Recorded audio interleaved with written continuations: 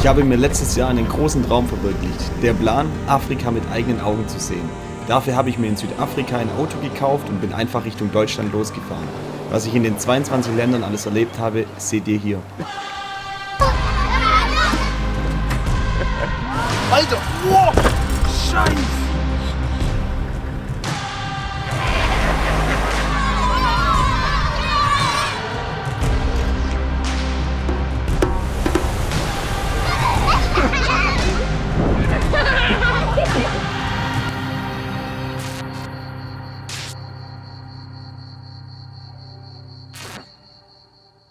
Es ist Tag 203 hier auf dem afrikanischen Kontinent. Nach einem kurzen Kirchenbesuch komme ich in Grenznähe an diesem cool aussehenden Fußballstadion mitten im Dschungel vorbei.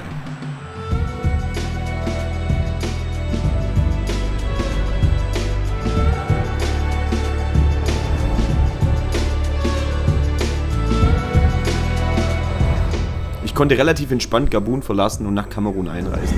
Ich bin jetzt auf der Kamerun-Seite. Zumindest bis es wieder darum geht, mein Auto vorübergehend in das Land zu importieren. Ich treffe auf einen sehr arroganten und korrupten Officer, der mir nur mit ungerechtfertigter Bezahlung das Dokument ausstellen möchte. Habe ich gesagt, nee, ich weiß, es ist kostenlos. Und dann ist der halt voll ausgetickt. Und dann dachte ich mir so, ja, fuck, okay, ja gut, ich fahre halt einfach mal weiter. Vielleicht schaffe ich es auch durch ganz Kamerun so durch. Was bei den kommenden 3 Grenzkontrollen auch super funktioniert. Erst als ich nach einem kurzen Zwischenstopp für eine neue SIM-Karte aus der nächsten Stadt weiterfahren möchte, werde ich aufgehalten. Dann ist mir nichts anderes übrig geblieben, wie diese 30 Kilometer wieder zur Grenze zurückzufahren und wieder zu diesem Typen zu gehen, der so gepisst war. Es folgt eine lange, erneute, stressige und komplett unnötige Verhandlung. Das Verrückteste war jedoch nicht der Versuch, mich auszunehmen, sondern eine Einschüchterungsstrategie, die schon etwas wild war. Die gesamten letzten Stunden meiner Fahrt in die Stadt wurden überwacht. Er wusste, wo ich war, mit wem ich redete und hatte sogar Bilder, wie ich in der Stadt meine SIM-Karte besorgte. Das ist einfach so ein fucking Testosteron-Getue auf Wichtigtour. Ich bin der Big Boss, ich hab die Power und ich soll an seinen Titten nuckeln. Getue. Daraufhin ich zu ihm: Du, schau her, ich hab nicht mehr Geld, 10.000 CFA, bin aufgestanden, hab gesagt, du hast jetzt Zeit darüber nachzudenken, hab die Tür zugeschlagen und hab mich draußen hingehockt. Am Ende bin ich durchgekommen jetzt, ohne an seinen Titten zu nuckeln. Nachdem ich endlich weiterfahren möchte, kommt auch hinter der Stadt wieder eine Polizeikontrolle, die mich rausziehen, weil ich nicht angeschnallt bin. Ich bin auf 180, babble irgendwas von Diskriminierung der Weißen und hab keinen Bock mehr. Während der Diskussion fahren sicher 5 Autos vorbei, auf denen Menschen überfüllt im Auto sitzen, Mitfahrer auf dem Dach haben und keiner angeschnallt ist. Schluss aus, fertig. Ich hole sofort mein Camping-Equipment raus und fange neben ihnen an, provokant mein Essen zu kochen. Ich sitze es einfach so lange aus, bis die Polizisten keinen Bock mehr haben und ich endlich zu einem Innenhof eines Hotels fahren kann, um mich von diesem kräftezehrenden Tag in diesem hoffentlich ruhigen Innenhof zu erholen. Shit.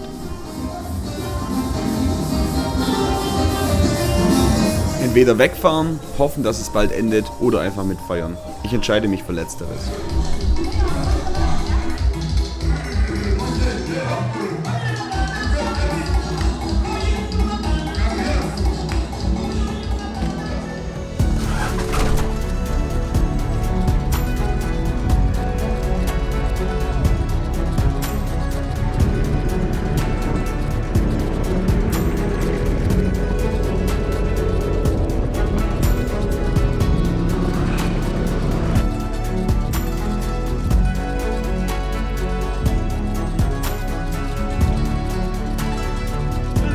One drink. One drink. Drink some drink. Or some Mimbo. I also want drink. If you get Mimbo, a gift or...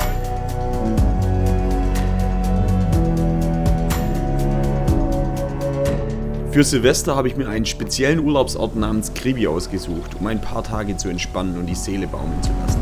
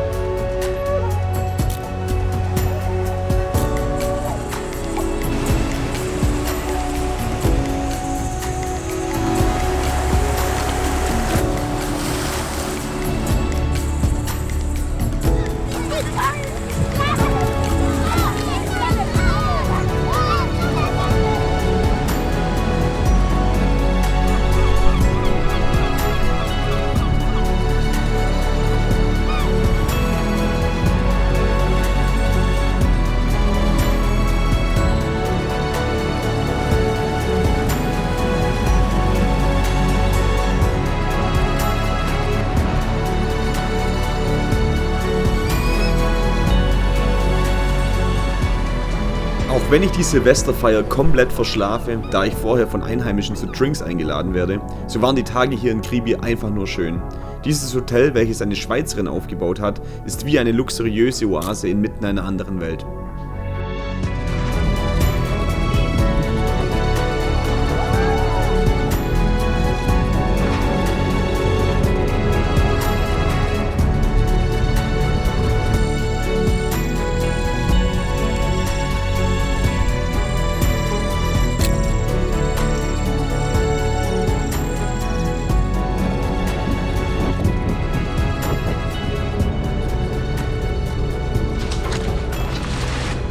Angekommen in Kamerun, ein Land in Zentralafrika, welches eine Fläche von rund 475.000 Quadratkilometer umfasst und damit etwa 1,3 Mal so groß wie Deutschland ist. Die Bevölkerung wurde 2024 auf etwa 29 Millionen geschätzt. Die Hauptstadt Yaoundé liegt im zentralen Hochland und beherbergt etwa 4,6 Millionen Menschen. Eine weitere wichtige Stadt des Landes ist Douala mit 3,7 Millionen Menschen. Die Amtssprachen Kameruns sind Französisch und Englisch, was auf die koloniale Vergangenheit zurückgeht.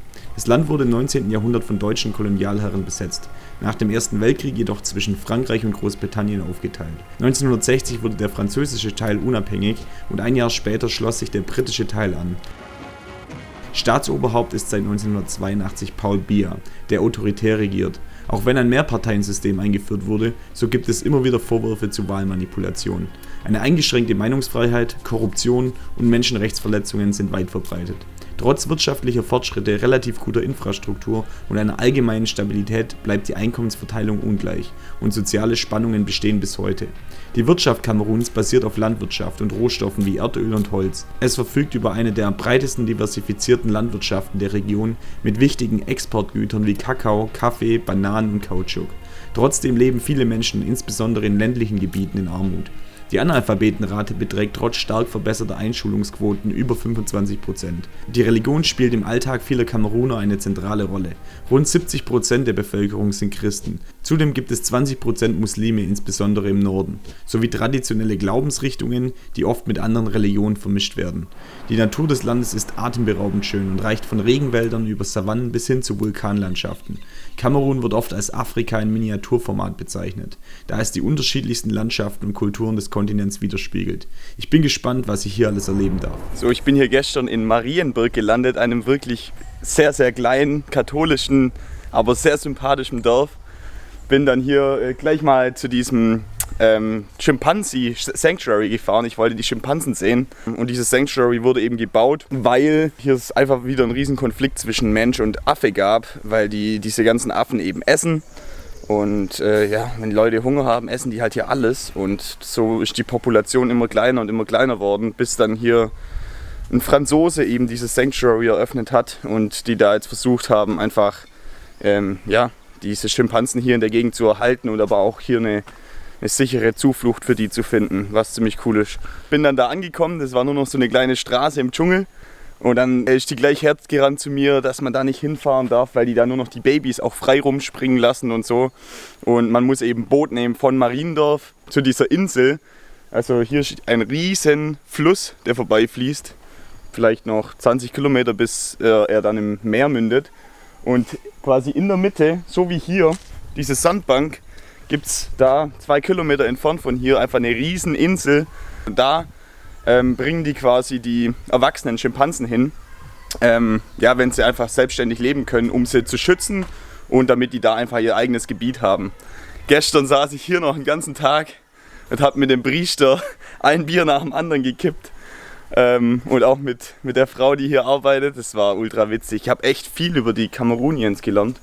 Der hat mich dann noch im ganzen Dorf rumgeführt, hat mir alle Leute vorgestellt. Hier wohnen nur 25 Leute. Und dann saß ich halt bei allen Leuten noch kurz daheim. Ich habe gelernt, dass man verheirateten Frauen keine Komplimente machen darf.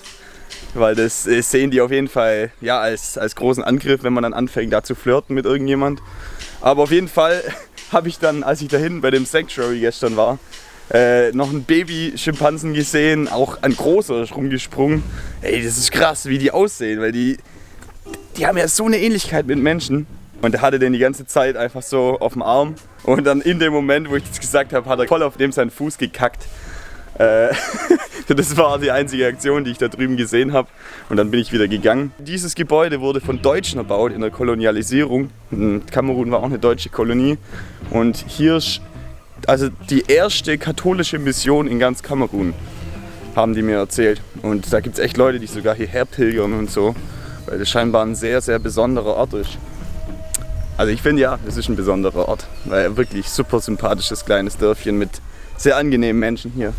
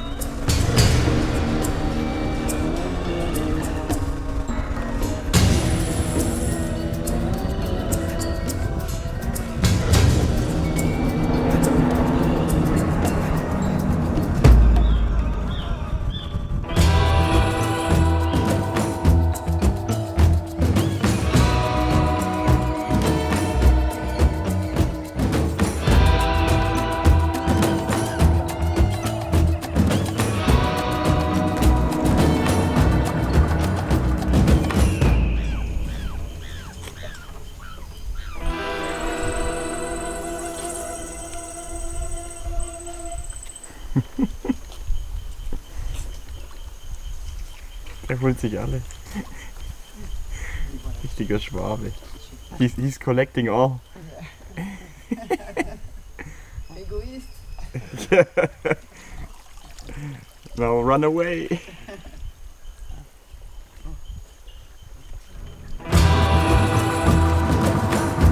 Whoa, whoa.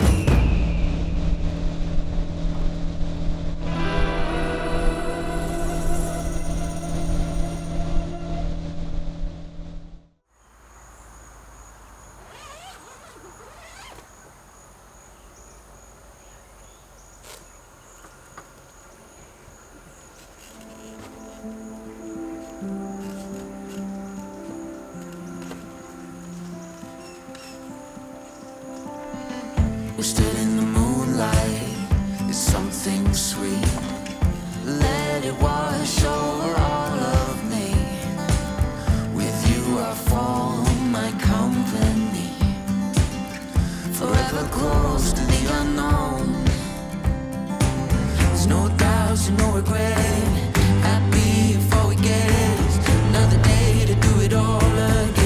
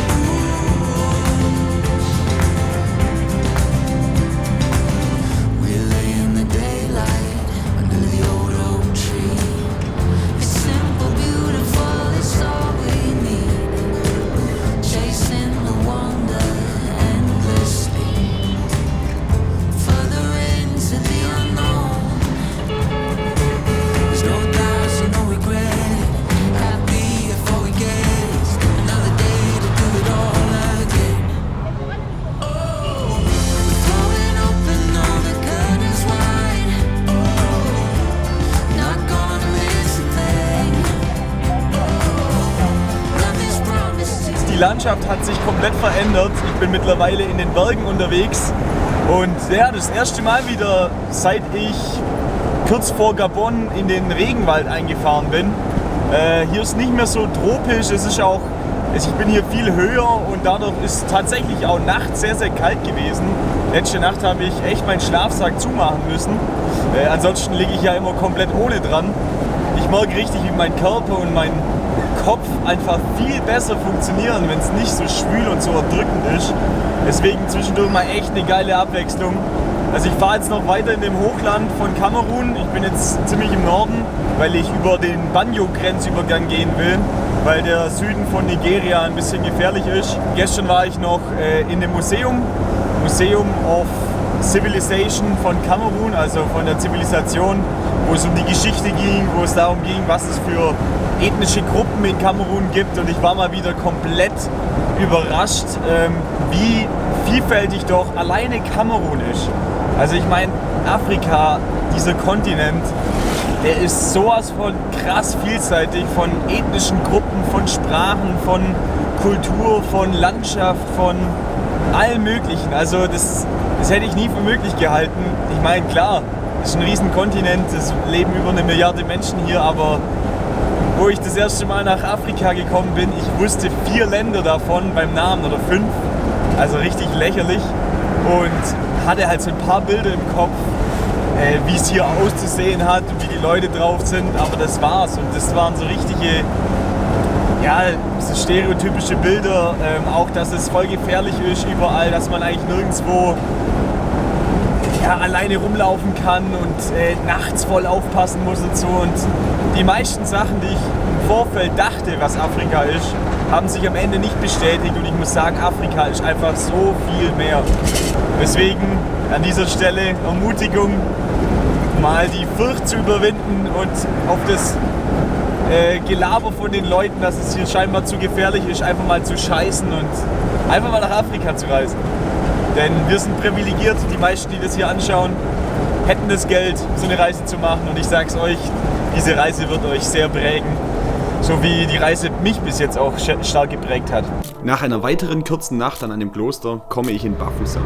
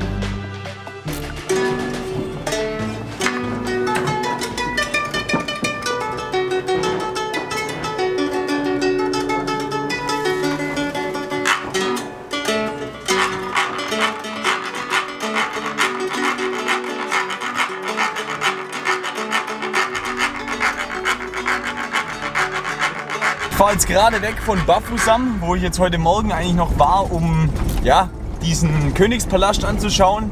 Ich dachte, da ist jetzt heute so eine zeremonielle Feier, aber es ist leider erst morgen. Und deswegen war ich dann einfach noch so ein bisschen auf dem Markt und so, habe mir ein bisschen die Stadt angeschaut. Mittlerweile hat sich echt die Landschaft, aber auch die Menschen komplett verändert. Hier hat es auch viel mehr Graslandschaften, Hügel, Berge. Ich wollte ja zu diesem Mont Oku, diesem 3000 Meter hohen Berg, wollte ich ein bisschen wandern gehen, und die Straße hierher habe ich mich schon gewundert, dass immer mehr Polizeikontrollen und Militärkontrollen hier waren. I'm going to Nigeria. Habe ich gerade von dem letzten Checkpoint erfahren. Ob ich das denn nicht wüsste, hat er gesagt. Dass wenn ich jetzt hier geradeaus fahre, dass die da die Straße gesperrt haben, weil da eine Rebellengruppe unterwegs ist, und die sind da irgendwie schon seit 2016, machen die hier in Kamerun einfach die ganze Gegend unsicher. Die haben auch schon einen Senator entführt, mehrere Leute umgebracht und so, und der hat gesagt, ich soll auf keinen Fall geradeaus fahren. Das war mir gar nicht klar. Also so langsam komme ich schon in Gebiete, Bald bin ich dann auch an der Grenze zu Nigeria. Mit Boko Haram und so muss ich halt schon ein bisschen besser aufpassen und vielleicht ein bisschen vorher meine Route abchecken und recherchieren, wo es am geilsten ist. Auch auf der anderen Straße bin ich jetzt nochmal zu einer Polizeikontrolle geraten und die haben gesagt, ich soll auf keinen Fall weiterfahren. Die können da nicht mehr für meine Sicherheit garantieren.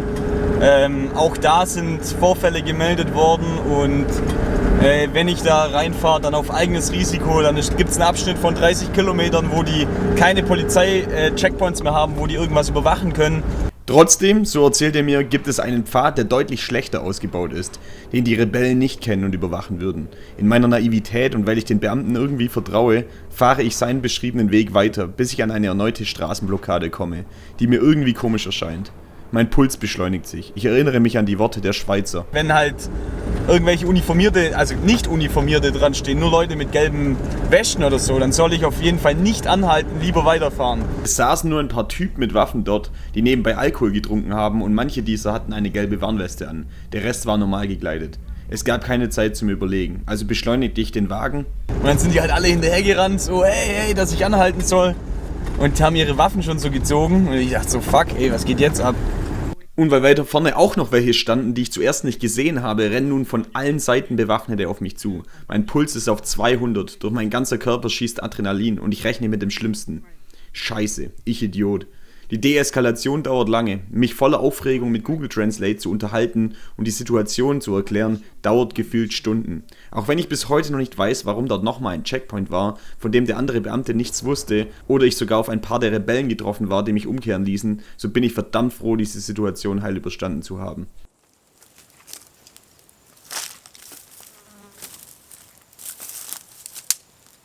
Boah, ich weiß nicht, wann ich zuletzt mal ein Feuer gemacht habe. Ich glaube, das war in Südafrika noch. Nee, in Namibia habe ich das letzte Feuer gemacht. Also von Luanda bis Brazzaville, Kongo, waren wir einfach immer im Stress, dass wir abends gar nicht die Zeit hatten, Feuer zu machen.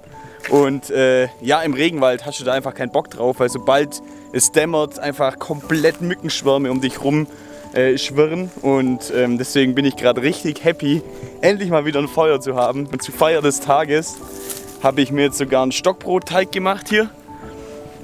Der geht jetzt gerade noch ein bisschen. Oh yes. Und dann gibt es jetzt nachher erstmal ein geiles Stockbrot hier. Sonnenuntergang gerade noch angeschaut, war richtig mächtig und ich bin jetzt gerade mitten im Nirgendwo. Ich bin hier so einen Farmweg reingefahren, der war ziemlich übel.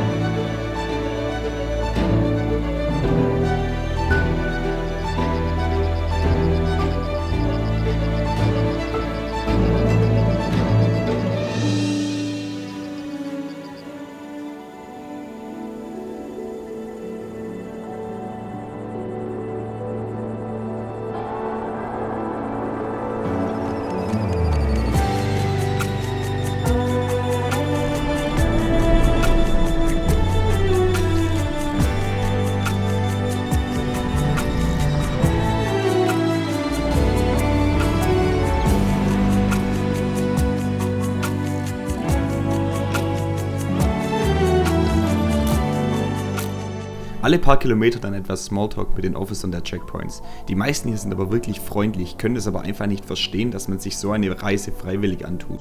Doing a big trip through Africa. you don't believe me? I don't believe you. Yesterday I was in Fumban. My mission is to see Africa. Okay, I want to see inside. Yes. When you go back for Europe? Yeah. When I want I drive back. With this motor? Yeah. I drive back to Europe. You know take plane? No plane. I'm maybe a little bit crazy. Have a good day. Thank you. Bye. Ich war so scheiße naiv, wo ich nach Afrika gekommen bin. Ich hatte ja noch ein Telefonat mit meinem besten Kumpel, der 6 Jahre in Angola gewohnt hat. Ich habe ihn noch gefragt, ob er mir noch ein paar gute Offroad-Strecken empfehlen kann, damit ich die auch speziell in meine Reise einplanen kann, weil ich habe ja dann ein geiles Offroad-Fahrzeug und es macht ja auch Spaß, Offroad zu fahren. Mann, hatte ich keine Ahnung. Ich freue mich über jeden Kilometer geteerte Straße. Über jeden. Das kann ich euch sagen. Boah. Ich habe extrem Glück, dass ich diese Strecke nicht in der Regenzeit fahren muss. Weil ich weiß nicht, wie die anderen das geschafft haben, wirklich.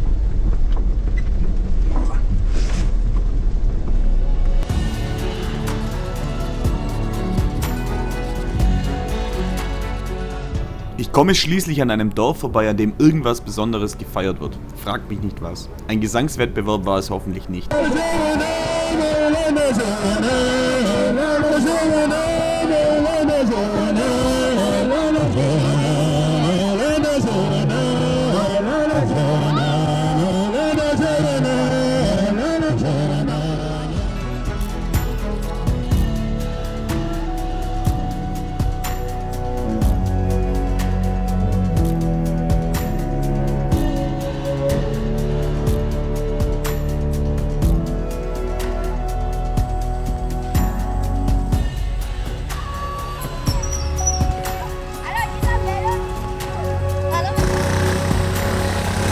Yes!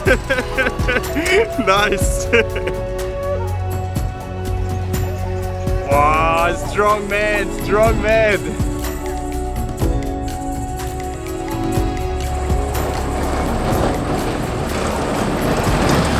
Die bauen diese Bricks einfach von Hand. Die schütten einfach Erde und Wasser zusammen in so einen kleinen Kanister, stampfen das fest und dann lassen sie es hier trocknen und bauen daraus einfach ihre Häuser. Das ist schon ziemlich krass, also echt viel Arbeit. Alles handgemacht.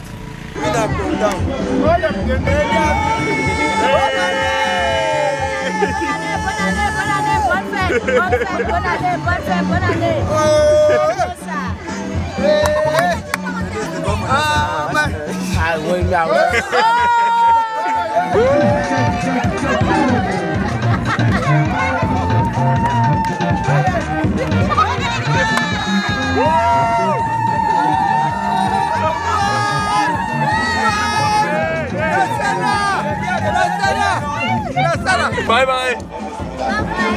So werden also Geburtstage hier gefeiert. Nachdem ich ausgiebig mitgefeiert hatte und mein Schädel brummte, war es an der Zeit, mir einen Schlafplatz zu suchen. Wenn man so geweckt wird, hey. Jetzt ist erst mal 6:30 Uhr. Es ist arschkalt hier oben. Und die Kids stehen alle schon parat. Nachdem die Kids mich so freundlich geweckt hatten, zeigte ich ihnen meinen Schlafplatz und wurde anschließend durch ihr wunderschönes kleines Dorf geführt.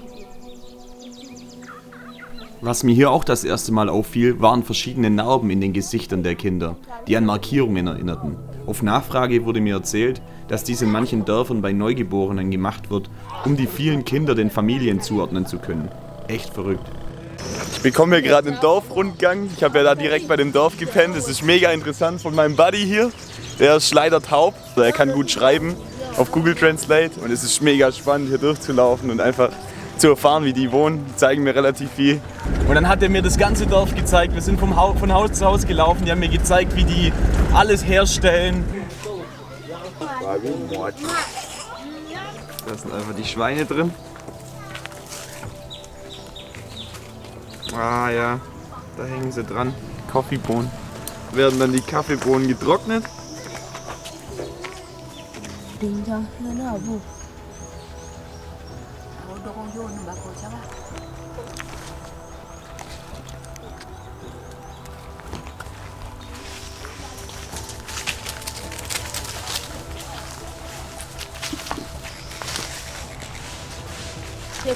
Er hat mir gerade gesagt, dass die Europäer diesen Wasserbrunnen gebaut haben für das Dorf und dass das einfach schon 50 Jahre her ist. Und das ist mal ein ganz anderes Modell mit Fußpumpe hier.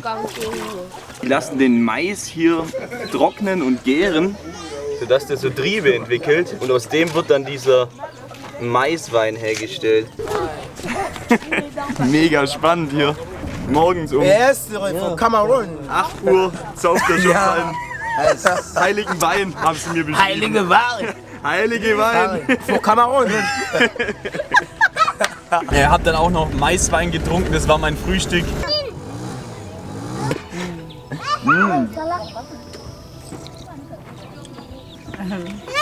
Und noch so eine Knolle. Aus dem stellen die Mehl her.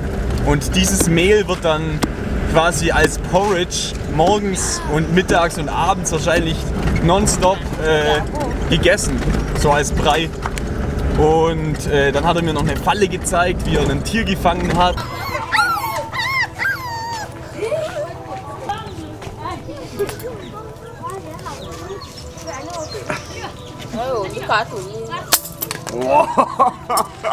Okay. Ich bin echt happy, dieses Dorf gestern noch kennengelernt zu haben. Oder heute Morgen eher gesagt. Und ja, genau wegen solchen Momenten liebe ich es halt echt zu reisen, weil das sind die Momente, wo einfach geil sind, wirklich. Die leben da halt einfach und waren genauso interessiert an mir wie ich an ihnen. Am Ende haben sie mir sogar noch eine Tonschale geschenkt, in der ich kochen kann und meinen Kaffee machen kann und so eine Frühstücksschale geschnitzt mit Verzierungen. Ey, brutal, wirklich brutal geil. Sobald die Straße schlecht ist, sind die Leute wieder anders drauf.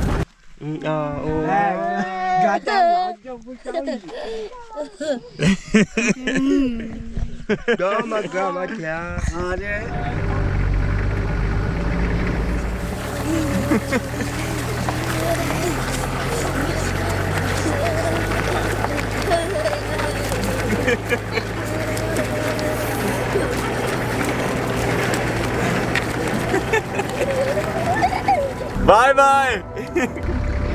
Wie ich die schlimmste Straße meiner Etappe bewältigt bekomme und ob die Einreise nach Nigeria gut gelingt, seht ihr in der nächsten Folge.